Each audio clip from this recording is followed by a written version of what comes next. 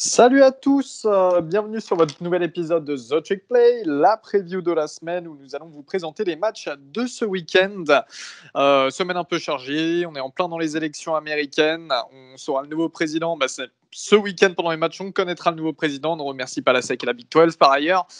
On va vous présenter les membres présents aujourd'hui, nous avons Robin, notre ami d'Oregon, Oregon qui revient cette semaine, coucou Robin.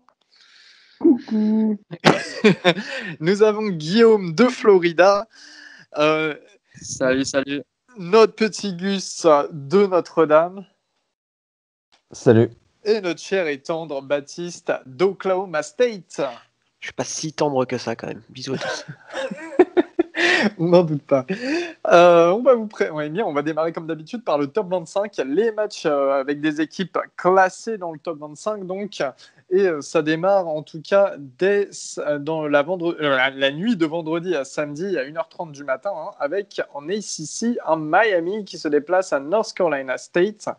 Un beau petit duel entre une équipe de Miami qui a 5 victoires pour une défaite. North Carolina State, c'est 4 victoires pour 2 défaites. Ça risque d'être un match un peu intéressant et bien pour se mettre en jambe pour le week-end. Alors, moi qui suis un peu de plus près l'ACC que vous, ça va être un bon match pour se mettre en jambe, d'autant plus que même si Miami apparaît comme le favori de ce match, NC State a montré que c'était une bonne équipe, une bonne surprise dans la conférence cette année, avec leur bon quarterback. Et non, je pense que ça va être un match serré, mais avantage net à Miami par souci de talent, je veux dire. Il y a un déficit, il y a trop de déficit de talent de NC State par rapport à Miami. Très bien. Personne n'est en faveur d'NC State dans l'équipe. Je pense non. qu'on est... Non, là, ça va être un peu trop compliqué pour eux, là, je pense. Ouais. Et puis pour une fois, c'est plus une défense qui prend beaucoup de yards, plus que d'habitude en fait. Donc je pense contre Derek King, ça va être un petit peu compliqué. Ils ont une défense au sol qui est pas top, et je pense que les Hurricanes vont se faire plaisir sur le terrain. On penche donc vers Miami, toujours dans cette nuit de vendredi à samedi, 3h45 du matin pour les Noctambules, BYU qui se déplace du côté de Boise State. Mais ce match, on en parlera plus tard à 18h le samedi. Alors 18h, il y a énormément de matchs. Pour ceux qui sont dans le top 25, on retrouve Michigan face à Indiana. Et Indiana qui sont sur 2 victoires, 0 défaite, 2 victoires dont une face à Penn State et une face à Rutgers. Michigan qui sortent d'un match compliqué où ils ont été battus par leurs rivaux de Michigan State. Les amis, est-ce qu'Indiana peuvent le faire? Est-ce qu'Indiana peuvent upset Michigan? Non, selon moi, Indiana, ils sont classés 13e alors qu'ils n'ont pas le niveau. Ils n'ont pas le niveau d'être classés 13e. Ils ont battu Rutgers et Penn State, mais c'est un upset qu'ils auraient très bien pu perdre. Donc pour moi, c'est Michigan all the way. Moi, je pense que ce match, il est vraiment entre les mains de Michigan, dans le sens où ils le gagneront s'ils montrent une bonne image d'eux. Parce que vu ce qu'ils ont montré récemment là, contre Michigan State, ils ont montré le meilleur et le pire d'eux en l'espace de 2 semaines. Donc je pense que ce match est totalement entre leurs mains. S'ils jouent à leur niveau, il ne devrait pas y avoir de problème. Par contre, s'ils jouent comme ils l'ont fait sur le dernier match, ça risque d'être beaucoup plus serré que certaines personnes peuvent le penser. Et pour terminer sur... Oui, Baptiste? Oui, simplement dire que la défense au sol des Hoosiers est pas terrible, et je pense que ça sera un bon match pour... on en avait discuté lors de l'épisode, le précédent épisode, sur le fait que Michigan n'avait pas réussi à mettre en place son jeu au sol contre les Spartans. Et je pense là, ça sera un bon match pour relancer notamment Charbonnet. Et je suis assez d'accord avec Robin. Pour moi, l'Indiana n'est pas du tout la 13e équipe du pays. Et je vois bien Michigan se relancer parce qu'il y a plus de talent du côté des Wolverines que du côté d'Indiana. Donc je pense une victoire, même s'ils sont favoris que de 3 points et demi, je pense que ça va être une victoire assez facile pour les Wolverines. Michigan moi, mon avis, Michigan, un peu comme l'a dit Guillaume, on leur destin en main. Voilà, il n'y a pas grand-chose à dire. C'est à eux de faire et rien de plus. Toujours sur la plage horaire de 18h, on se retrouve avec un SMU Temple. Alors, on ne va pas épiloguer sur ce match. SMU, 6 victoires, 1 défaite. Temple, 1 victoire, 3 défaites. En American, on se retrouve du côté de Philadelphie, dans le stade des Eagles. Victoire des SMU pour tout le monde. L'occasion de voir Junior Hall français jouer faire un peu de mal à Temple.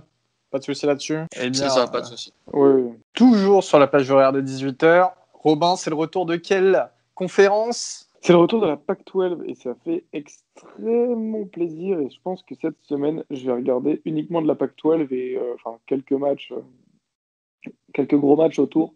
Mais le retour de la Pac-12, ça fait plaisir et c'est à 18h avec Arizona State contre USC. À noter qu'Arizona State, ils ont le QB maintenant qui est sophomore, Jaden Daniels, à regarder pour les fans de draft, à regarder pour les prochaines années. USC qui ont vraiment Et- une gros. Ouais. Victoire de USC, ouais, c'est vrai que j'ai pas précisé, victoire de USC. USC qui ont vraiment des gros commits. Déjà, on fait un petit bisou à USC France sur Twitter, notre pote Charles. Et USC, c'est une grosse classe de commits. On les attend, je pense, d'ici les 2-3 prochaines saisons à vraiment step up.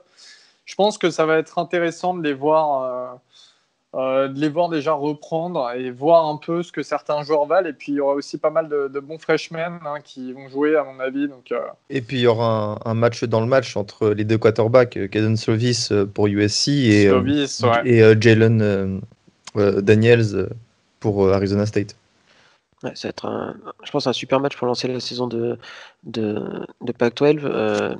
Les Arizona State est quand même une espèce de dark horse dans la course à la Pac-12 South. Donc moi, je vois bien un match plus serré que prévu, avec quand même un paramètre important, c'est que le match a lieu à 9h du matin, heure locale. Alors comment les organismes vont gérer cet horaire très tôt, hein. Donc c'est vraiment la question. D'habitude les matchs de la Pac-12 commencent pas avant le milieu de journée. Là c'est 9h du mat. Donc Oui, Baptiste, on est au courant. Tout le monde met. Ouais. Je peux se rajouter, moi aussi, j'ai tendance à mettre USC. Par contre, quand tu regardes sur ESPN, ils sont donnés favoris de 10,5 points. Moi, je les vois vraiment de pas. Je les vois gagner, mais de vraiment pas autant. Je vois un match vraiment serré. Ça risque de mettre du point. Donc, pour les amateurs d'offense, ça peut être sympa. Après, c'est leur premier match. Donc, comment tout ça va être réglé, on ne sait pas trop. Mais moi, je vois vraiment Arizona State arriver à tenir USC, malgré tout. Et après, pour ceux qui nous suivent depuis l'année dernière, je suis très très hypé par Jalen Daniels, le QB d'Arizona State. Donc je les vois vraiment tenir la dragée haute à USC et pourquoi pas les titiller et les embêter en fin. Clairement, ça va jouer à 3 points en fin de match. Enfin, ça va jouer à moins d'une possession. Les 10,5 points, c'est beaucoup trop. Moi, je pense que ça joue à une possession en toute fin de match dans les 2 dernières minutes. Et pour reparler de Jaden Daniels, il est vraiment très fort. Regardez, c'est un plaisir à voir. Ouais, grave. Jaden Daniels, ancien deuxième meilleur QB dual threat du pays. 18h toujours, on se retrouve en Big 12, West Virginia, après une grosse victoire face à Kansas State, affronte Texas du côté d'Austin. Alors les deux équipes sont en bilan 4 victoires, 2 défaites en Big 12. Est-ce que Texas vont quand même remporter ce match? Est-ce que West Virginia vont leur poser problème? Moi, je refuse de parler de Texas après le match du week-end précédent. Très bien. Je pense que West Virginia peut être et l'équipe Ouais. poil à gratter parfaite. Si vous voyez ce que je veux dire. Bon, je vois quand même Texas gagner parce qu'ils peuvent plus se permettre de perdre une troisième fois cette saison. Mais ça ne m'étonnerait pas du tout que West Virginia pose beaucoup de problèmes à cette équipe de Texas parce qu'ils ont montré là ces dernières semaines que c'était peut-être une meilleure équipe qu'on le pensait et il y a l'émergence de nouveaux de joueurs, je trouve, comme Lady Brown ou le QB Dodge, si je me trompe pas, qui sont, je trouve, des joueurs assez rassurants. Et est-ce que ça sera suffisant pour l'upset? Je pense pas, mais ça sera pas une cure de jouvence, on va dire, pour Texas. Plus une grosse D-line qui va quand même poser des soucis avec Darius Stills. Tout à fait, qui va poser des soucis à l'attaque de Texas, qui sera quand même orpheline de leur running back principal, Ingram. Alors Robinson a fait d'excellent boulot le week-end dernier, mais voilà, ils ont pas beaucoup de solutions pour la course. Donc moi je vois bien une victoire de West Virginia contre une équipe de Texas qui aurait pas du tout dû remporter son dernier match. Je le rappelle au cas où. Donc Ça va être une sacrée, je pense, une bataille de tranchées assez intéressante et je vois presque les Mountaineers en sortir vainqueurs. Et la raison pour moi de Texas vainqueur, mais West Virginia peuvent largement le faire même. Et Gus, tu disais que Texas ne peut pas se permettre une nouvelle défaite. C'est vrai, c'est ce qu'on dit souvent en fait sur Texas. Ils ne peuvent pas se permettre une nouvelle défaite, mais ils le font quand même. Donc on verra bien. Toujours sur la plage horaire de 18h, Liberty qui se déplace du côté de Virginia Tech. On va y passer très vite, mais en revanche, ça reste un match qui est quand même intéressant parce que Liberty, mine de rien, c'est 6 victoires pour 0 défaite, tandis que Virginia Tech, 4 victoires pour 2 défaites. Alors bien sûr, ils ne jouent pas au même niveau, ils n'affrontent pas les mêmes équipes, mais je pense que voilà, il y a quelque chose à voir dans ce match. Malik Willis du côté de Liberty, de l'autre côté, il y a quand même Khalil Herbert qui sera là avec Hendon Hooker. Si vous pouvez jeter un œil sur ce match, n'hésitez pas, mais je pense que tout le monde est d'accord quand même pour mettre la victoire vers Virginia Tech. En plus, ça sera à domicile du côté de Blacksburg. Ouais, mais même si moi je mets Liberty. Ah ouais, d'accord. Moi je mets Liberty. Pourquoi ? Je le tente. Pourquoi ? Parce que de ce que j'en ai vu, je vais pas commencer à vous raconter des histoires, à dire j'ai vu les 6 matchs de Liberty, machin. Mais sur ce que j'en ai vu, en tout cas, c'est une équipe qui est, je trouve, assez séduisante, qu'on n'a pas l'habitude de voir assez briller dans la lumière, on va dire. S'il brille, c'est un peu dans l'ombre. Mais je l'ai vu, c'est une équipe assez sexy, ça joue bien au foot. Et je les vois bien poser des gros problèmes à Virginia Tech. Donc, je serais pas surpris non plus d'une victoire de Liberty. Alors, ça se trouve, ça va se transformer en énorme blowout pour Virginia Tech. Mais moi, si je devrais mettre ma petite piécette pour un upset cette semaine, je le mettrais là. Même si Liberty est classé et que Virginia Tech ne l'est pas, je pense quand même qu'on peut dire que la victoire de Liberty, ça serait un upset. Donc voilà, je mettrai ma petite pièce. Et c'est l'upset de la semaine de Guigui. 20h30 à l'université du Massachusetts, UMass qui se déplace du côté de Marshall. On est tous d'accord, Marshall vainqueur. Et les bookmakers, ils ont aussi fait leur choix. Ouais, ah bah, ils mettent Marshall de 45 sur ESPN. Ouais. 45 c'est simplement le deuxième match de UMass aussi cette saison. Pour rappel, ils sont indépendants et voilà pour les indépendants, ça a été un peu la galère pour programmer des matchs cette saison et c'est simplement le deuxième match de UMass et je crois qu'ils avaient pris une volée lors du premier match, si je dis pas de bêtises, je sais plus. Ils ont pris 41-0 contre voilà, c'est ça, ouais. Georgia Southern, ouais. Donc bon, ça va être une très bonne fac, une très très bonne fac. Voyons. Pour l'instant, ils n'ont que 3 matchs de schedule, donc UMass, ils vont jouer Marshall et un peu plus tard dans la saison, le Liberty. Donc, c'est très difficile pour UMass. 99% de victoire pour Marshall. Voilà, ça va être la victoire. Et n'hésitez pas à aller suivre Inside Sport Robin de l'Université du Massachusetts sur Twitter. 21h30, la SEC, le choc de la SEC. Florida qui se déplacera du côté de Georgia. Mais ça, Guigui, on en parlera plus tard. Allez, fais durer un peu. 21h30, Houston qui se déplace du côté de Cincinnati. Pauvre Houston. Cincinnati qui reste sur une très grosse victoire face à Memphis, qui reste sur 5 victoires, 0 défaites. Ils vont en manger des yards. Houston, ça risque de très mal se terminer pour eux, je pense. Ouais. Houston. Cincinnati, pardon. Et après, attention à Clinton Tune, le quarterback de Houston, qui fait quand même du bon boulot cette année. Ouais. Voilà, il pourrait peut-être embêter un peu Cincinnati. Alors, je dis pas de là aller gagner dans l'Ohio, mais voilà. Pourquoi pas un match un poil plus serré qu'on se pourrait imaginer, quoi. Et ça pourrait peut-être faire rentrer Cincinnati dans le top 5 en cas de défaite de Notre-Dame face à Clemson ou en cas de défaite de Georgia face à Florida. Donc, oui, exact. 21h30. Voilà, ça pourrait être un match intéressant. 21h30, Kansas qui se déplace du côté d'Oklahoma. Kansas, 6 victoires, 0 défaites. Oklahoma, 2 victoires, 4 défaites. Les amis, on est tous d'accord, Kansas. Alors, je déteste Oklahoma, mais c'est 4 victoires et 2 défaites et pas 2 victoires et 4 défaites. Hein. Et Kansas, c'est bien évidemment 0 victoire pour 6 défaites. Et là, vous pouvez voir un bon Spencer Rattler, donc c'est cool. Il devrait faire des bonnes stats. Il devrait faire des bonnes stats. 21h30, Robin devant son écran. On passe à 22h et l'équipe de l'année Oklahoma State se déplace face à l'autre équipe de l'année Kansas State. C'est le choc de l'année. Si vous ratez ça, vous êtes vraiment hors sujet, hors propos. Si vous dites suivre le college football, franchement, Baptiste, donne-nous toutes les infos de ce match, de ce choc, ce terrible choc du Midwest. Ça va être pas du Midwest en plus, mais des grandes plaines. Je sais que oui, des grandes plaines. Ouais. Je sais que pas mal de gens regrettent un football assez offensif, que ce soit en NFL et en college football ces dernières années. Là, pour le coup, je pense que ça sera un match hyper défensif. C'est deux grosses défenses face à face. Oklahoma State est largement favori de ce match et je pense qu'il y aura une victoire à la sortie parce qu'ils auront envie de rebondir après la défaite contre Texas, alors que Kansas State, je pense, a touché ses limites face à West Virginia. On en avait parlé de l'épisode précédent, pardon. Donc voilà. Après, voilà, il s'est se préparer correctement pour le match qui suit pour Oklahoma State. Je pense c'est se mettre en confiance. Spencer Sanders doit supprimer ses pertes de balles qui coûtent beaucoup contre Texas.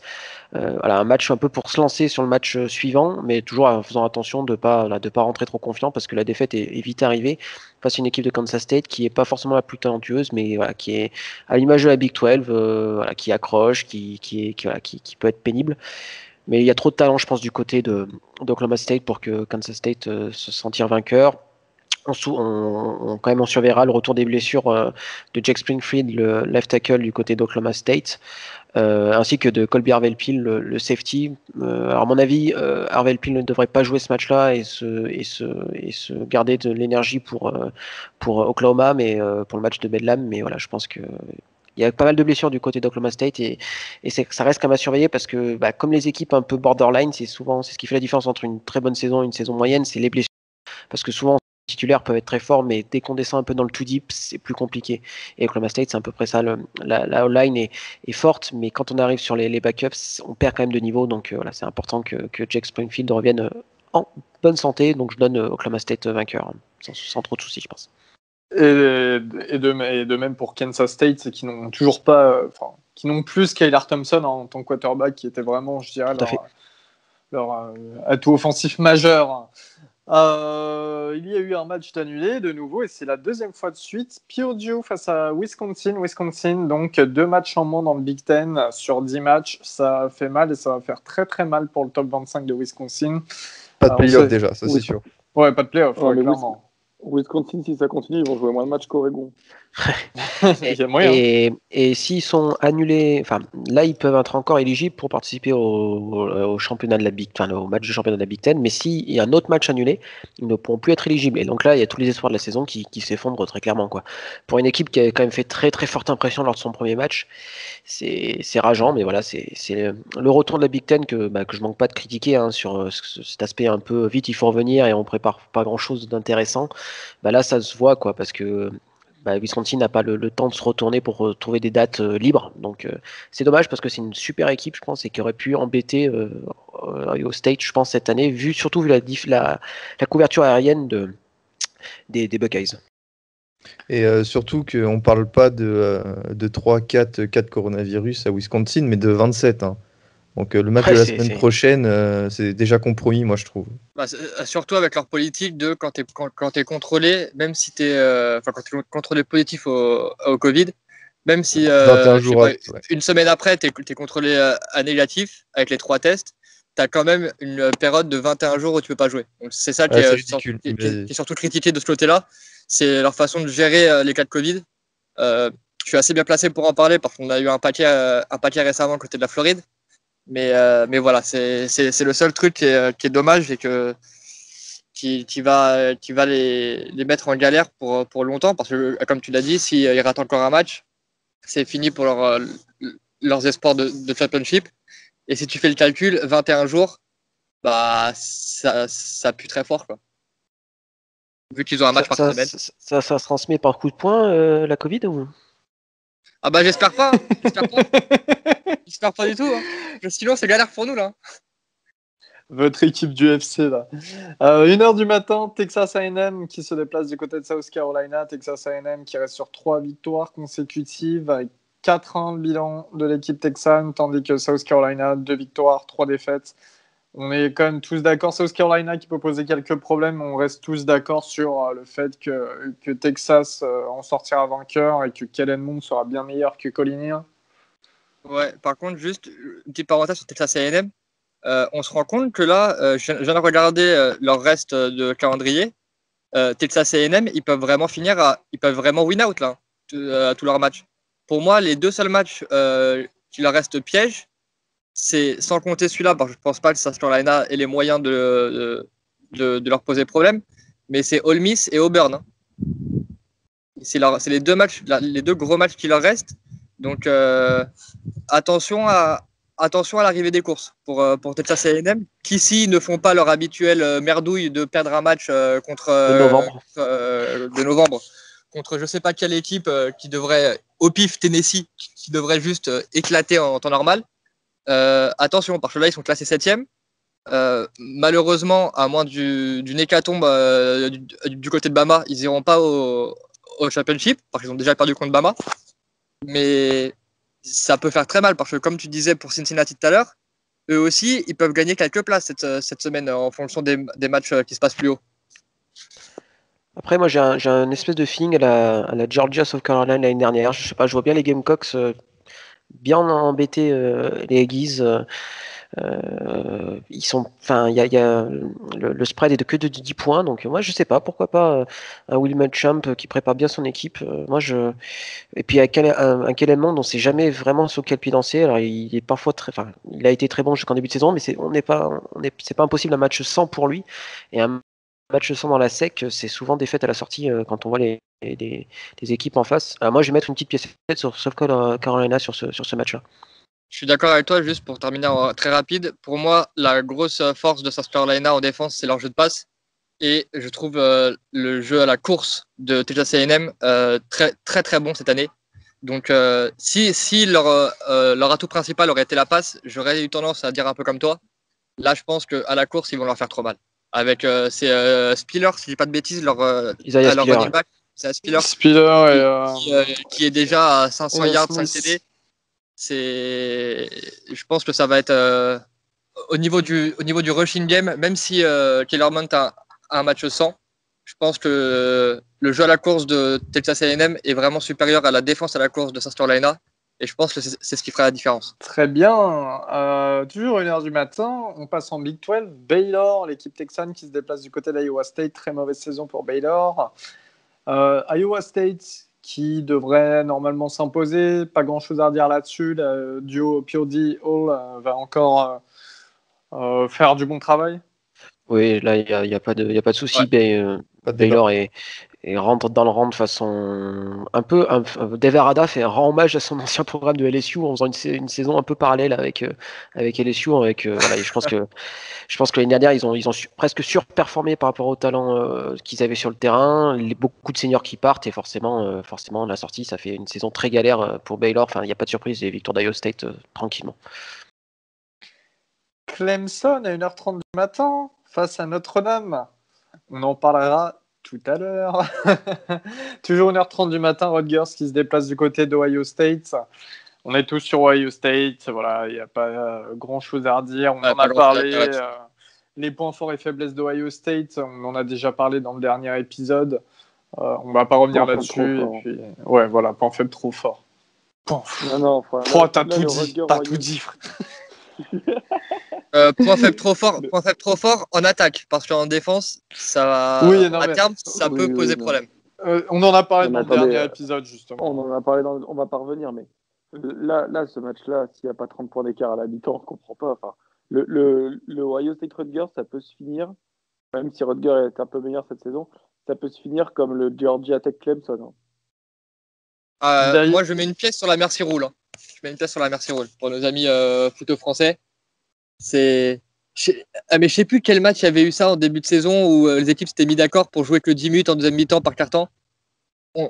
On est dans ce range-là pour moi. C'était le match, c'était Pittsburgh, Austin Peay, il me semble.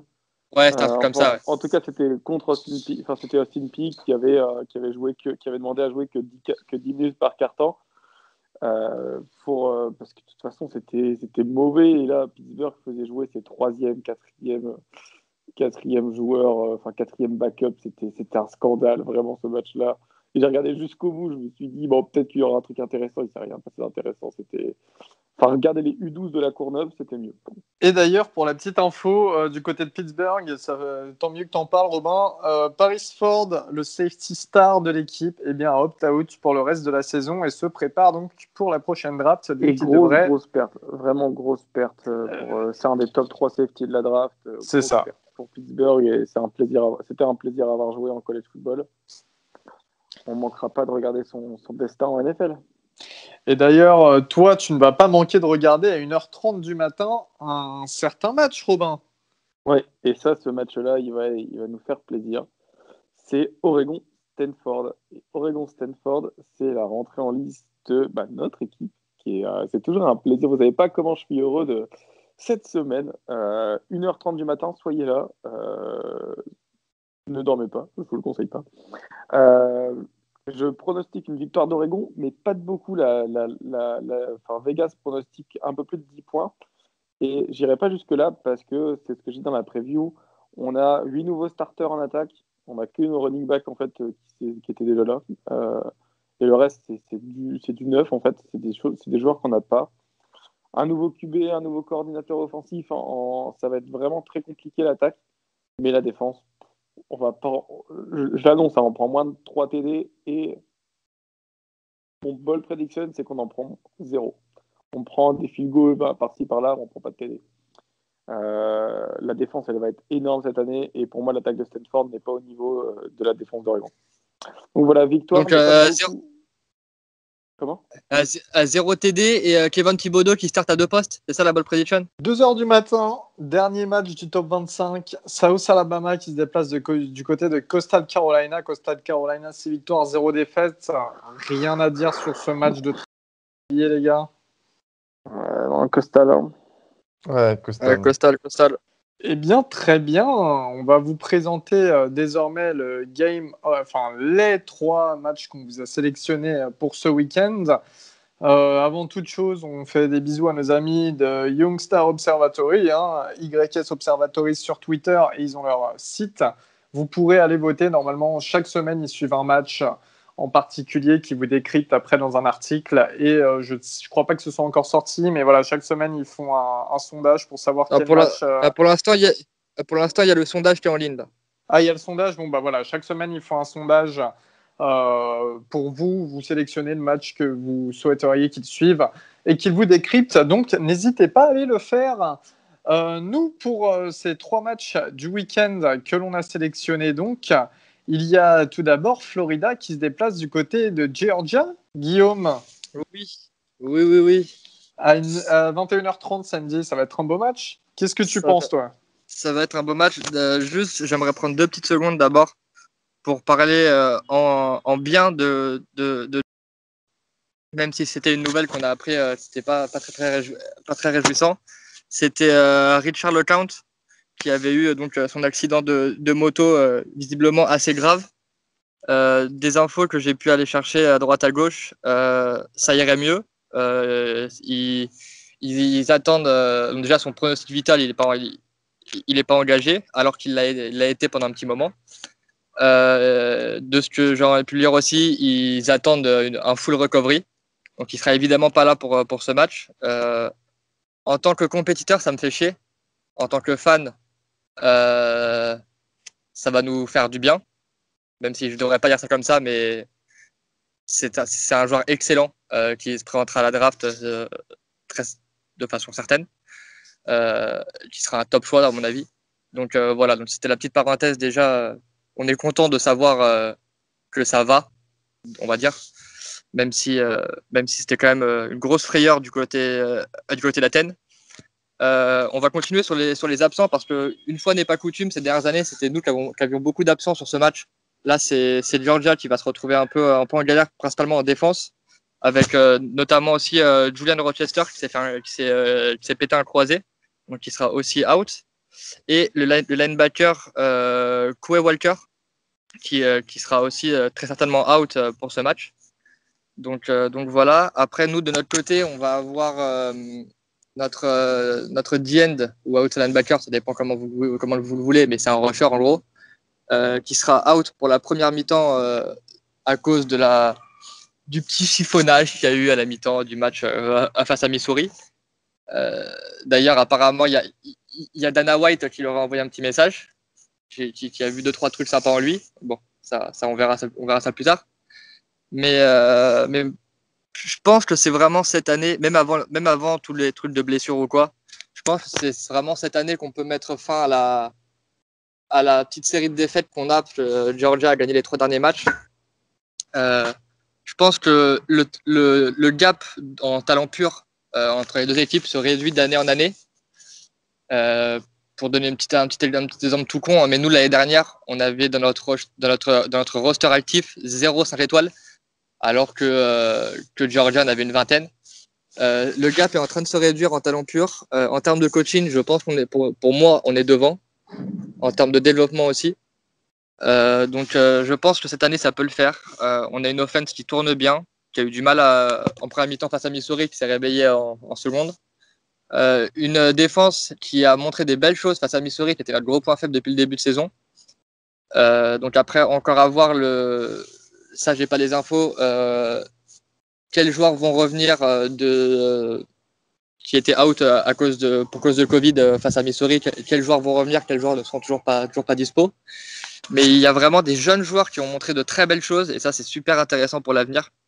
Il y a eu du freshman et du redshirt freshman, true freshman ou du true sophomore qui ont eu pas mal de temps de jeu face à Missouri, qui ont montré de très belles choses. Je pense notamment à notre corner Hill, qui a fait un super match, le numéro 23.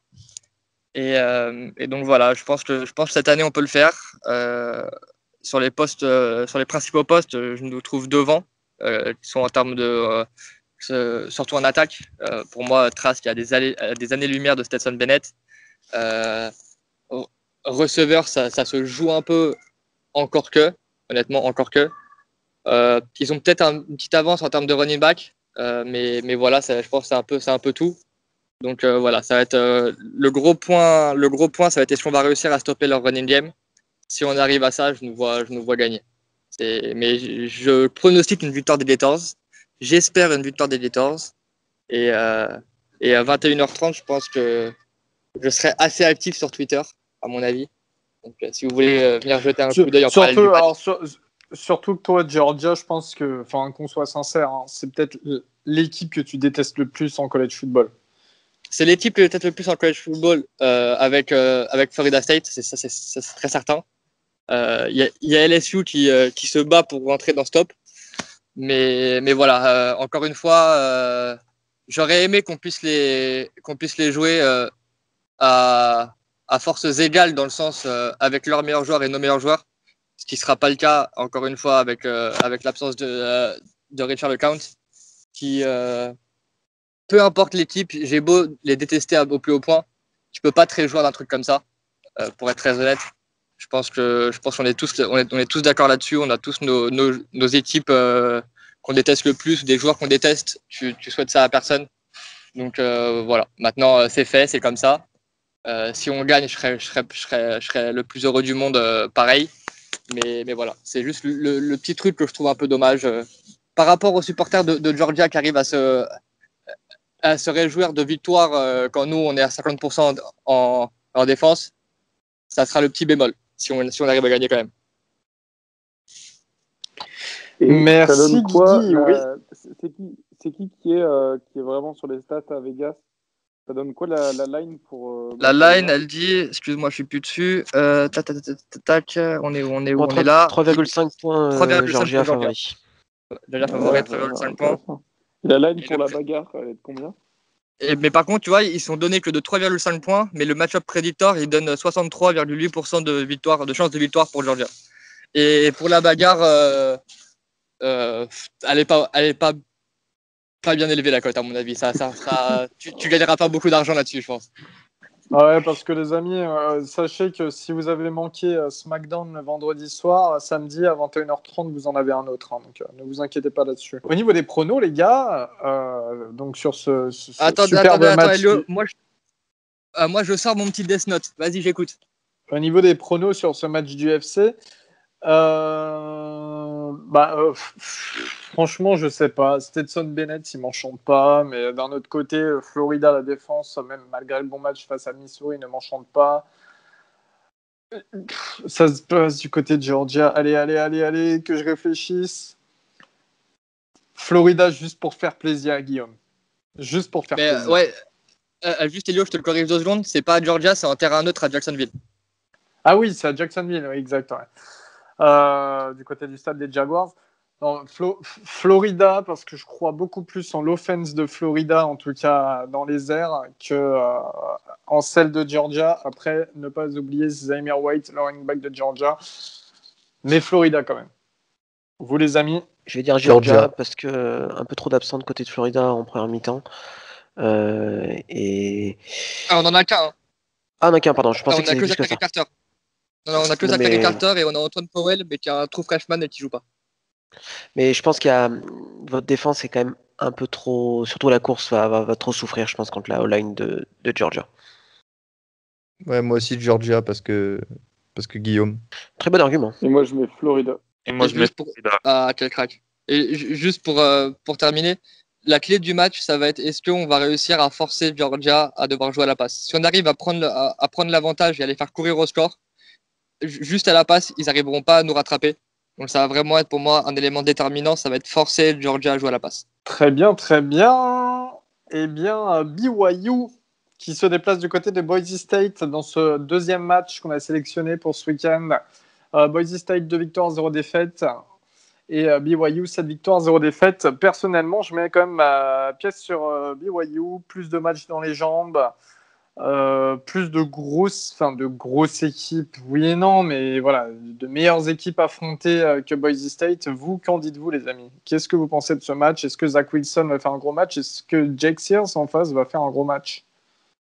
Pour moi, gros match en prévision, surtout qu'il n'y aura rien d'autre à regarder dans cette nuit de vendredi à samedi à 3h45.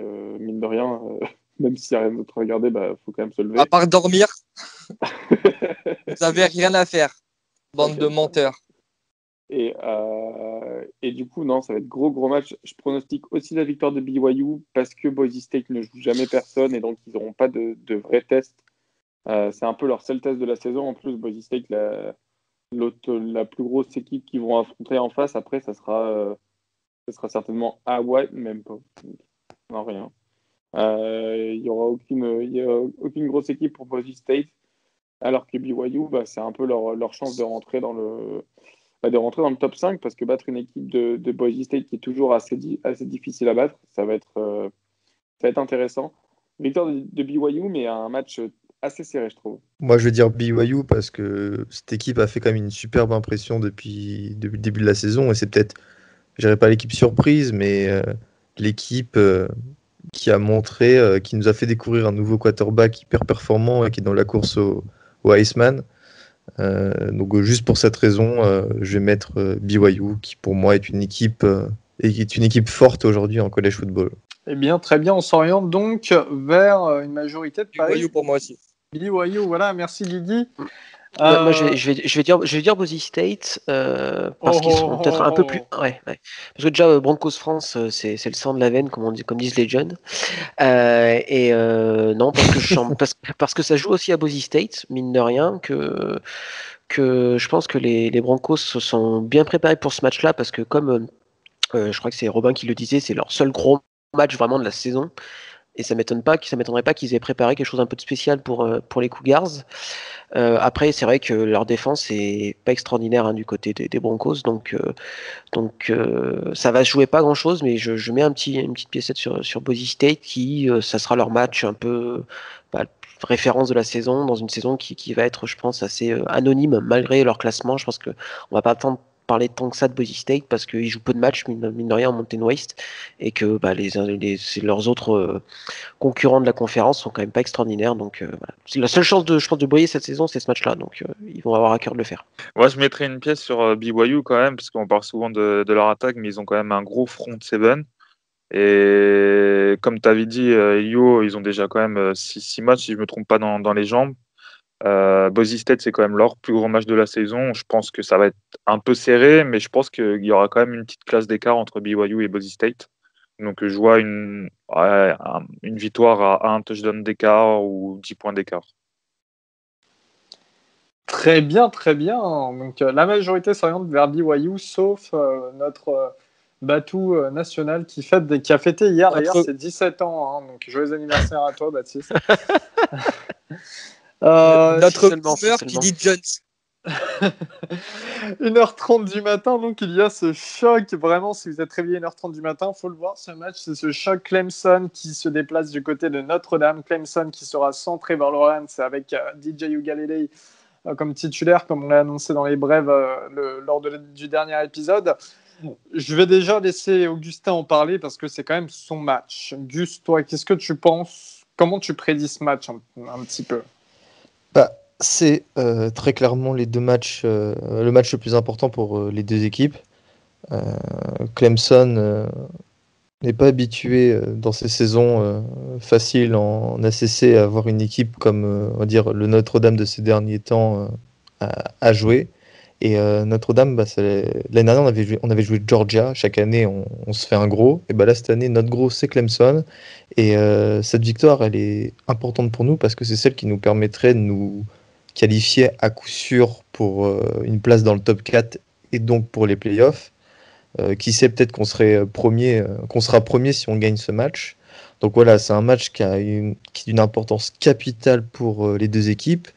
Capitale encore plus pour Clemson, parce que si Clemson perd, je pense... je reviens sur... J'allais dire que ça allait être compliqué pour eux de rester dans le top 4, mais non, pas du tout, parce qu'ils auront, comme nous on est 4e à l'AP Poll, ils resteront très proches, ils auront toujours l'occasion, même avec la finale de la ACC qui sera sûrement contre nous encore en décembre, de revenir dans ce top 4. Mais voilà quoi, c'est le même enjeu pour les deux équipes, c'est se qualifier pour les playoffs de college football, et donc du coup c'est le match à ne pas louper. Alors Clemson reste évidemment sur que des victoires, donc Miami, Virginia, Georgia Tech, Syracuse, Boston College, que des victoires où à chaque fois ils gagnent de beaucoup avec une offense incroyable. Cette offense, évidemment, avec Trevor Lawrence et Travis Etienne, avec un bon squad de receveurs qui a su se réinventer, qui a su se renouveler après la blessure de Justin Ross. Heureusement pour nous, Notre-Dame, Trevor Lawrence ne sera pas là, Covid oblige, mais sera remplacé par DJ Uiagalelei, si je l'ai bien dit. Et donc je dois avouer que ça me met un petit peu moins de pression parce qu'on sait tous à quel point Trevor Lawrence est un bon joueur de football américain. Il suffit de regarder ce qu'en pensent les fans de NFL et ce qu'ils seraient prêts à faire pour l'avoir. En face, on a un Ian Book décevant, mais qui ne sera pas le genre de joueur, je pense, qui donnera des ballons faciles à cette défense faite de playmakers de Clemson. Et ça, je pense, c'est un point qui est très rassurant. Et voilà, je voulais venir sur ce dernier point pour cette présentation du match, c'est l'opposition entre l'attaque et la défense. Je trouve vraiment que Notre-Dame, on a une bien meilleure défense que celle de Clemson, que ce soit au niveau du talent, qu'au niveau de notre coaching défensif avec Clark Lea. Et je pense que vraiment, si on arrive à les tenir en défense, à arrêter Travis Etienne, et à continuer le superbe travail de nos safety et cornerback et linebacker, on a des super linebackers pour le run stop. Je pense vraiment que ça va être la clé du match, et si cette défense tient et si elle arrive à avoir un petit peu de playmaking, à susciter peut-être, je sais pas, une interception ou un fumble, bref, au moment opportun, et c'est comme ça qu'on gagnera le match. Alors moi je pronostique une victoire face à Clemson de Notre-Dame, et je rappelle que le match sera à South Bend à la maison. Les amis, vous pensez quoi? Pardon, Baptiste? Je demandais s'il y avait avoir des spectateurs au Notre-Dame Stadium. Oui, il y a des spectateurs. Et juste, vu qu'on parle des pronostics, depuis tout à l'heure. Donc Vegas met évidemment Clemson favori à moins 5,5.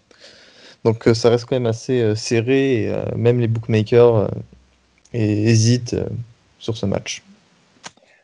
Les amis, vous... Ouais, Guillaume. Ouais, juste pour ma prédiction, même si Gus est une personne petite et pleine de vices, avec son pronostic pour Florida-Georgia, moi j'ai envie de donner l'avantage pour Notre-Dame. Personnellement, je préférerais que Clemson gagne pour le classement People à des détenses, parce que s'il gagne, on peut passer devant Notre-Dame. Maintenant, je vois quand même Notre-Dame passer. Dans ce qui petite question, Gus, il y aura une finale de SEC ou c'est juste le premier qui est gagnant? Non, il y aura une finale. Ouais. Okay, donc voilà, donc il y a un potentiel remake en décembre. C'est ça. Je vois très bien. Je vois bien Notre-Dame gagner cette première manche, on va dire ça comme ça, et s'imposer avec un Trevor Lawrence absent, un DJ qui a pas encore toutes ses marques, qui va lui faire du temps un petit peu, hein, c'est normal, c'est un freshman. Et je vois bien l'expérience de Notre-Dame, des joueurs de Notre-Dame, passer devant la jeunesse de ceux de Clemson. J'ai une petite question pour Gus. Si Clemson gagne, est-ce que tu dois acheter un maillot à Trevor Lawrence, le fan account français? Si on avait plus de chances de gagner, ouais, je l'aurais fait, mais là, non, attends, ouf, je prends pas autant de risques. Hein. Après, vas-y, il se reconnaîtra. On s'est un petit peu chamaillé sur Twitter, mais je préférais que ça vienne de lui, ce maillot, tu vois, parce qu'il prend moins de risques que le Boug. Ouais, Moi, en parlant de prendre moins de risques, je pense que Clemson va gagner le match. Uiagalelei, mine de rien, il est quand même plutôt pas mal et je trouve que c'était un premier match et il a fait le taf et que pour moi, Ian Book n'est même pas aussi bon que Uiagalelei actuellement. Enfin, je trouve vraiment horrible, Book, désolé. Pour moi, désolé Gus, mais pour moi, Book est beaucoup moins et pas assez fort cette saison et Uiagalelei il est meilleur. Donc voilà, victoire de Clemson de très très très peu. Ils vont se faire peur, mais ils vont finir par gagner. Et moi, pour ma prédiction, eh bien, je vais donner ce match à un seul joueur parce qu'il n'y a que lui qui va décider de l'issue de ce match. À mon avis, ça sera Ian Book. Ian Book, en fait, j'y crois pas trop, je te dis la vérité. Gus, et tu sais que je l'apprécie pourtant, mais j'y crois pas franchement. Et pour moi, s'il fait un gros match, Notre-Dame gagneront. S'il fait pas de gros match, c'est mort. C'est aussi simple que ça. Vous avez un très bon jeu de course, mais ça suffira pas face à la très bonne D-line de Clemson. Clemson, en ce moment, c'est plus par les airs qu'il faut les prendre. Et Ian Book va être Factor X. En face, on parle beaucoup du fait que DJ Uiagalelei n'aura peut-être pas toutes ses marques, ce qui est totalement vrai. Mais aussi, faut pas oublier qu'il y a un mec qui s'appelle Travis Etienne, qui est le meilleur running back actuel du college football et qui peut être un facteur totalement X pour l'offense de Clemson. Donc, à mon avis, il n'y a que Ian Book qui peut réellement gagner ce match. On verra bien, en tout cas. Mais sincèrement, je ne mets pas ma pièce. Je mets pas ma pièce. Et si je dois vraiment la mettre, je la mettrai quand même sur Clemson, qui reste tout de même une machine du college football, indéniablement. Je suis pour mettre un peu de l'eau à ton moulin, Elo, je suis d'accord que pour moi le duel le plus important de ce match, ça va être l'offensive line de Notre-Dame contre la defensive line de Clemson. Parce que c'est quand même peut-être le point le plus fort de Notre-Dame. Si ils perdent ce match, je pense que ce sera impossible pour Notre-Dame de l'emporter. Comme tu dis, Yann Book qui est quand même en deçà de des espérances cette année, hein, je pense que Gus, on peut le dire. Et là, il tombe sur une D-line qui va être quand même d'un niveau conséquent. Et je pense que ça va lui mettre en difficulté si l'O-line de Notre-Dame n'est pas au niveau qu'on attend, quoi. Voilà pour les 3 matchs de la semaine. On va rajouter directement, sans les commenter, on va quand même vous lister les matchs du Power 5 qui restent à éventuellement regarder. Alors du côté de l'ACC, on a North Carolina qui se déplace du côté de Duke. On a Boston College qui se déplace du côté de Syracuse. Boston College, c'est pas si mal à regarder, en tout cas l'offense. Pittsburgh qui va à Florida State. Et Pittsburgh, donc handicapé par le départ de leur quarterback, de leur safety Paris Ford directement à la draft, donc qui a opt-out comme on vous l'a dit précédemment. Louisville qui se déplace du côté de Virginia. Louisville-Virginia, ça sera un beau match, les amis, non? Ouais, mais je crains encore une défaite pour Louisville, qui me déçoit pas mal cette saison. Donc, ouais, un match à suivre, mais je pense une victoire de Virginia. Très bien. Conférence Pac-12. Donc, pour la première semaine de la Pac-12, après ce Arizona State USC, il y aura un Arizona qui se déplacera à Utah. Arizona, mal en point, comme je l'avais présenté en preview cet été. Utah aussi, qui ont perdu pas mal de joueurs à la draft. Voilà, un match quand même qui peut se regarder. On aura un UCLA Colorado qui sera vraiment sympa, mais très très tard, hein, qu'on se le dise. C'est à quoi? C'est 3h du matin, 4h? Je sais Non, plus lui, c'est exactement. 1 heure. C'est pas le dernier. Ah non, oui, c'est après. Ouais, exact. Exact. Bah, UCLA Colorado, en tout cas, un match qui sera bien sympa aussi. Washington State, Oregon State, qui seront, eux, à l'aube du côté de la France. Et un très, très beau Washington, California, à 4h30 du matin, je crois. Pour moi, c'est mon match de la semaine parce que c'est le match où on va s'endormir devant avec le soleil qui se lève. Ça va être parfait. Je pense que c'est le match que j'attends le plus, moi, pour cette semaine, c'est le Washington-California. C'est vrai qu'il c'est vrai que y a un petit côté charmant comme ça. Big Ten, les amis. Du côté de la Big Ten, on vous a parlé déjà de Michigan qui se déplace à Indiana. Eh bien, il y aura un Nebraska qui se déplace à Northwestern. Northwestern, 2 victoires, 0 défaites. À surveiller Northwestern cette saison qui dépasse pour l'instant, sur peu de matchs, hein, mais qui dépasse les attentes en ayant battu Maryland et Iowa. Michigan State qui se déplace du côté d'Iowa, toujours à 18h. Maryland qui se déplace à Penn State à 21h30. Alors, je vais en parler rapidement, car voilà, c'est Maryland. C'est le match rival de l'année. Voilà, Penn State sont nos pires ennemis. Nous sommes les pires ennemis de Penn State, même s'ils s'amusent souvent avec nous. Je vais pas trop faire le homer. Voilà, Penn State vont gagner. Ils vont gagner. L'année dernière, j'avais pas arrêté de parler sur les réseaux. Je suis allé voir le match au stade. Il y a eu 59-0 pour Penn State chez nous. Enfin, voilà, cette année, ils devraient gagner aussi quand même. Mais je pense qu'il y aura peut-être un petit peu plus de compétitivité que l'année dernière. Donc voilà, n'hésitez pas à venir voir le live tweet et me voir rager en direct. Ça peut toujours être marrant. C'est à 21h30 samedi. Minnesota qui se déplace du côté d'Illinois sur la même horaire. En pleine nuit, 1h30 du matin, Rutgers, Ohio State, on l'a dit. Voilà, ça sera tout pour la Big Ten au niveau de la SEC. La ACC, donc le Florida, Georgia de 9h30, mais à 21h30 aussi, il y a un très bon Vanderbilt, Mississippi State. On ne sait pas quelle équipe va enfoncer l'autre, quelle équipe va creuser une tombe encore plus profonde que l'autre. Voilà, c'est aussi simple que ça. 1h du matin, Texas A&M, South Carolina, et Tennessee, Arkansas à 1h30. Un match qui peut être aussi sympathique à regarder si vous êtes vraiment des fans d'ACC au niveau de la Big 12 désormais.